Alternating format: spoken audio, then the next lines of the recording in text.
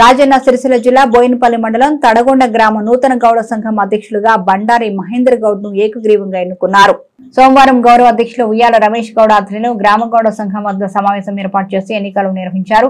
ఉపాధ్యక్షుడుగా నేరెళ్ల అనిల్ గౌడ్, ఉయ్యాల బాలాజీ గౌడ్, ప్రధాన కార్యదర్శి ఉయ్యాల బాలరాజు గౌడ్, సంయుక్త కార్యదర్శి జాగిరి లక్ష్మీపతి గౌడ్, క్యాషియర్ గా చింతలకోటి మహేష్ గౌడ్ లను ఏకగ్రీవంగా ఎన్నుకున్నారు.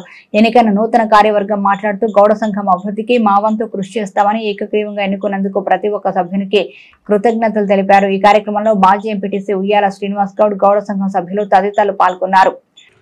బండారి మహేందర్ ప్రెసిడెంట్గా యూనియన్గా ఎన్నుకోవడం జరిగింది. అదేవిధంగా వైస్ ప్రెసిడెంట్ బాలు యూనియన్గా ఎన్నుకోబడింది.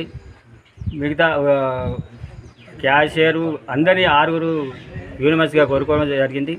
వీరికి ఇలా శుభాకాంక్షలు తెలియజేస్తూ